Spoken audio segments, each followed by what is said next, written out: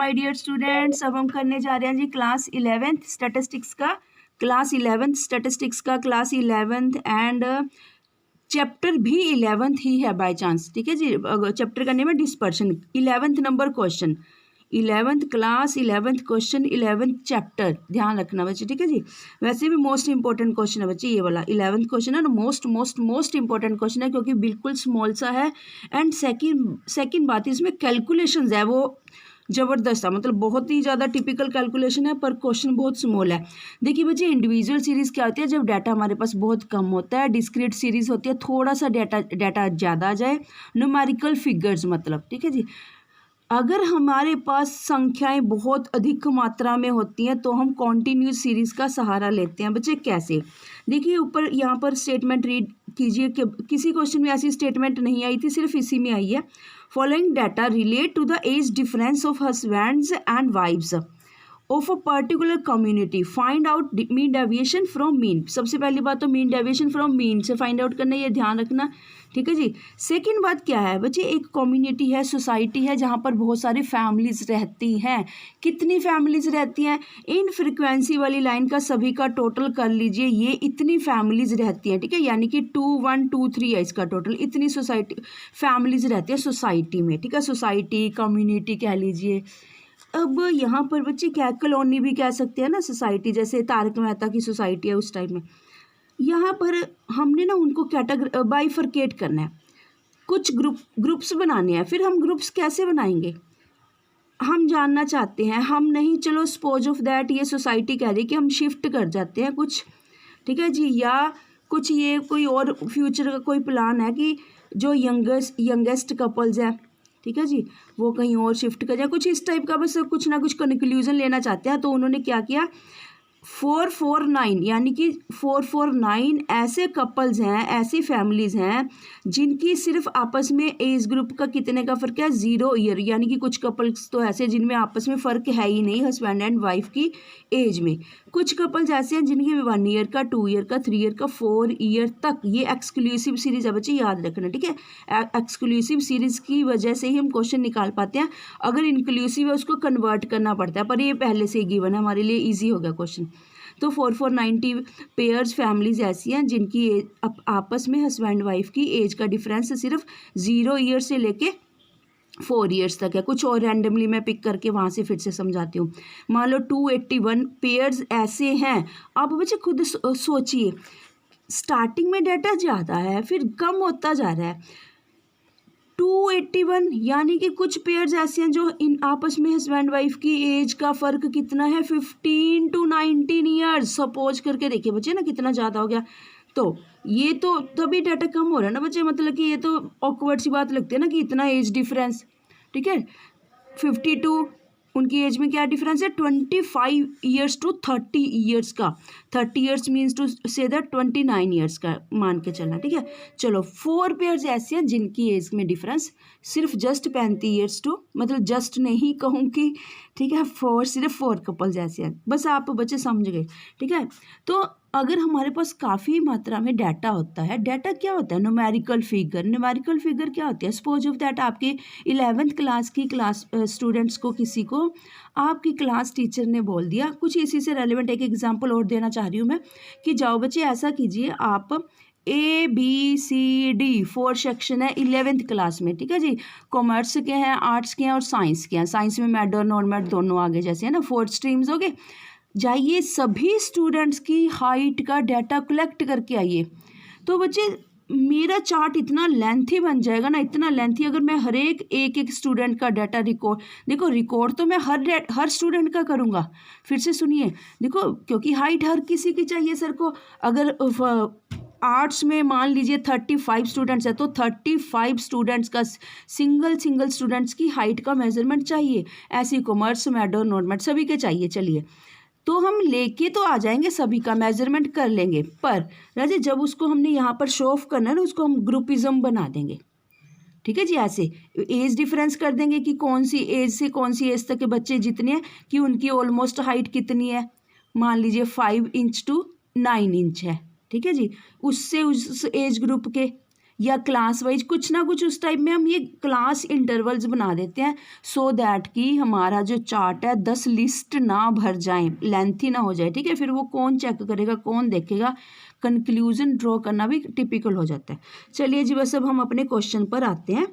और बच्चे ये सभी क्वेश्चंस मैंने प्लेलिस्ट में अपलोड कर दिए हैं अप टू 10 नंबर क्वेश्चंस तक, ठीक है। सीक्वेंस वाइज आप वहाँ से कंप्लीटली सभी क्वेश्चंस देख सकते हो। अगर कोई और क्वेश्चन की रिक्वायरमेंट है, प्लीज़ आप मेरे को मैसेज कर देना, ठीक है। कहीं पे भी जैसे भी आपको कंफर्टेबल लगता है बता देना कि मैम ये क्वेश्चन का सोल्यूशन चाहिए या समझा दो, then I will help you. Okay बच्चे, चलो अब करते हैं जी मीन डेविएशन फ्रॉम मीन। और बच्चे एक बात और बतानी थी, दीक्षा ऐप, आप दीक्षा ऐप को एक्सप्लोर कीजिए बच्चे। इतना रिच कंटेंट से पढ़ा ना वहाँ पर उस दीक्षा ऐप में, आपको इंटरेक्टिव वे से टीच किया गया है, जैसे बायजूस करता है, ठीक है जी, ग्राफिकल यूज़ करके, वैसे ही दीक्षा ऐप में भी किया गया है। तो आप काइंडली इंस्टॉल करें। उसमें 1st class to 12th class तक सभी इंग्लिश, सभी क्लासेस का, सभी बोर्ड्स का, सभी मीडियम का, ठीक है। 1st class to 12th class तक सभी मीडियम मिलेंगे आपको, हिंदी, पंजाबी, तमिल, मलयालम सभी मिलेंगे, कन्नड़, ठीक है जी, ये सभी मीडियम मिलेंगे। 1st class to 12th class तक सभी बोर्ड्स मिलेंगे, Rajasthan board, UP board, Bihar board, ठीक है जी, हरियाणा बोर्ड, दिल्ली बोर्ड, सभी बोर्ड्स मिलेंगे। और वहाँ पर कुछ स्टूडेंट्स के लिए कॉम्पिटिशन्स भी ऑर्गेनाइज कराए जाते हैं दीक्षा ऐप पे, ठीक है। तो काइंडली आप पहले बहुत एक्सप्लोर कीजिए, सो दैट खुद ही आप जज कर सको कि है क्या इस ऐप में। उसके बाद आपको वर्कशीट्स भी बहुत सारी मिल जाएंगी उसमें दीक्षा ऐप में। दीक्षा ऐप है students as well as teachers के लिए। एक शिक्षा ऐप है, शिक्षा ऐप ओनली टीचर्स के लिए, जिसमें हम अपनी वीडियोस अपलोड कर सकते हैं, ऑडियो, जस्ट ऑडियो टाइप में, वीडियो नहीं दिखेगी वहाँ पर, ठीक है बच्चे। थोड़ा सा आप इंस्टॉल करके एक्सप्लोर करो, अगर अच्छी लगती है तो उसको अपने फ़ोन में रख लेना, अदरवाइज़ आप अनइंस्टॉल कर देना, वेरी इजी। चलिए जी, बस अब बहुत हो गया आज के लिए। अब हम क्वेश्चन देखते हैं अपना। हाँ जी राजी, अब हम अपना ना क्वेश्चन देखते हैं। देखिए क्या है क्वेश्चन, आपने भी अगर नोट्स मेंटेन करते हो, बस थोड़ी सी स्टेटमेंट लिख लेनी है, कंप्लीटली नहीं लिखना चाहते, ठीक है, या जैसे भी आपको कंफर्टेबल लगता है थोड़ा सा लिख लोगे तो ये है। कई बार अलग अलग बुक्स में अलग अलग नंबरिंग होती है इन क्वेश्चंस की, सो कई बार कन्फ्यूजन क्रिएट हो जाती है, इसलिए हमने क्वेश्चंस लिखा हुआ है। चलिए देखिए क्या है, एक्स क्या है, अपनी क्लास इंटरवल्स गिवन है, मिड वैल्यूज एम से डिनोट करोगे। एफ फ्रिक्वेंसी होगी जी एफ एम, क्योंकि मीन से निकालना है हमने, सबसे पहले हमें मीन चाहिए। मीन एफ एम क्यों कर रही है, ठीक है जी, एफ एम करने से हमें मीन को फाइंड आउट करने में हेल्प मिलेगी। Summation of F and summation of F M, ठीक है जी, यानी कि एडिशन, समीशन कह लीजिए, एडिशन कह लीजिए, सिग्मा कह लीजिए, कर दिया। यहाँ पर ध्यान से करना है आपने, डेसिमल्स, मिड वैल्यूज बड़े ध्यान से फाइंड आउट करनी है। 5/2, 5 + 10/2, 10 + 15/2, 15 + 20/2। आपने क्या करना है, अगर आपको ईजीएस्ट वे बताऊं, 1 2 की ना अपने आप ही पहले निकाल कर देख लेनी है, जैसे कि 10 + 15/2 फाइंड आउट करी, फिर 5.10 मतलब 3 4 की कर ली। फिर आप ना यहाँ से पैटर्न चेक कर लो कि क्या पैटर्न चल रहा है, कुछ भी नहीं चल रहा, जस्ट 5 तो ऐड कर रहा है।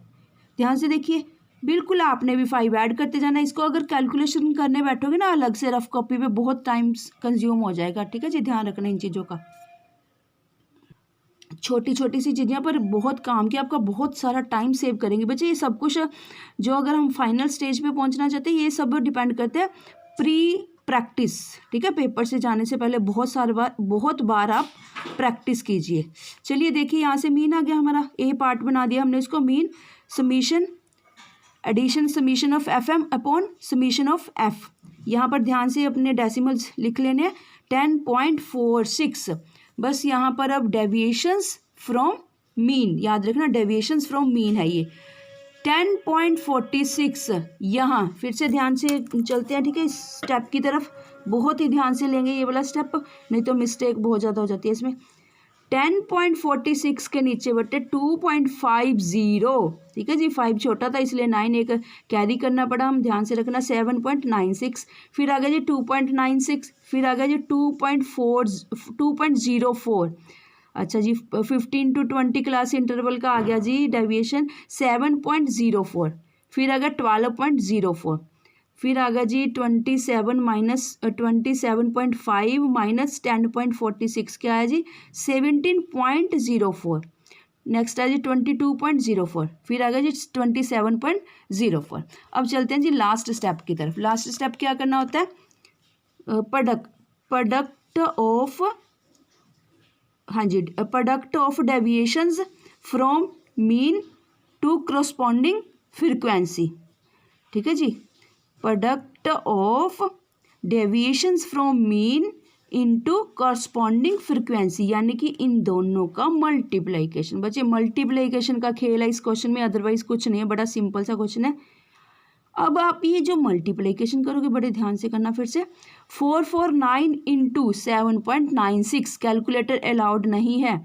705 इंटू 2.96, 507 इंटू 2.04, 281 इंटू 7.04। ठीक है, ऐसे कर लोगे। आंसर क्या है जी हमारे पास 3574.04, 2086.8, 1034.28, 1978.24, 1312.36, 886.08, 352.64, 108.16। अब समीशन क्या हुआ जी इनका पूरे का कंप्लीट का, टोटलिंग क्या हुई जी 11332.6। ओके जी, ये मीन आ गया हमारा। उसके बाद ये क्या आ गया जी मीन डेविएशन फ्रॉम मीन। बस जो हमने यहाँ पर आप ये वाला सिंबल ध्यान से लिखना, ठीक है जी, यहाँ पर भी होगा, ठीक है। चलो यहाँ पर भी मीन का सिंबल होगा, ठीक है। नहीं तो ये एक्स पता नहीं लगता कि कौन सा एक्स कहाँ से आ गया, एक्स हमें यही वाला लगने लग जाता है, ठीक है। तो मीन रख देना यहाँ पर। यहाँ पर जी अपनी ये स्टेटमेंट नीचे आ गई। यहाँ पर summation of product of frequency into deviation from mean upon mean. Mean की वैल्यू क्या थी, अपॉन मीन नहीं, गलत लिख दिया बच्चे, देखा मैंने, एन आना था यहाँ पर, ठीक है। या एन कहते हैं इसे, या क्या कहते हैं बच्चे, सिग्मा एफ। देखो मैंने गलत करवा देना था अभी ना। सिग्मा एफ क्या है, फ्रीक्वेंसी का टोटल, अपॉन में लिखते हैं हम, या फिर कॉन्टिन्यूस के केस में याद रखना बच्चे, कॉन्टिन्यूस में कुछ सेपरेट है, इंडिविजुअल में कुछ सेपरेट वे से मीन फाइंड आउट किया जाता है, मीन डेविएशन फ्रॉम मीन, ठीक है जी। और सेकंड में कुछ सेपरेट वे से, थर्ड में इस वे में किया जाता है, upon N 2123। This is mean deviation from mean, बस this is the answer. Okay, चलिए 11th क्वेश्चन भी कंप्लीट होता है मीन डेविएशन का। बस बच्चे सिर्फ एक क्वेश्चन रहता है, प्लीज़ आप सभी से रिक्वेस्ट है आप मीन डेविएशन के क्वेश्चंस की खूब प्रैक्टिस करो जल्दी से जल्दी, सो दैट कि जब आप स्टैंडर्ड डेविएशन के क्वेश्चंस करोगे आपको उनमें प्रॉब्लम नहीं आएगी। कम से कम कुछ, हम ये नहीं कहते कि 6th to 12th सभी क्वेश्चंस करिए, मतलब 6 से लेकर 12 तक, ठीक है। कुछ कुछ टॉपिक्स के कर लीजिए, ठीक है, कंप्लीट ना करो, मतलब आपको टॉपिक क्लियर हो जाना चाहिए कि मीन तीनों सीरीज़ के केसेस में कैसे फाइंड आउट किया जाता है, मीडियन कैसे, ठीक है जी। उसके बाद स्टैंडर्ड डेविएशन आ रहा है, स्टैंडर्ड डेविएशन अपने आप में नाम से ही पता लग रहा है, स्टैंडर्ड डेविएशन, ठीक है। ओके, चलिए, अगर आपने अभी तक हमारे चैनल को लाइक सब्सक्राइब नहीं किया, काइंडली लाइक करना, सब्सक्राइब करना। तब तक के लिए थैंक यू, धन्यवाद, शुक्रिया।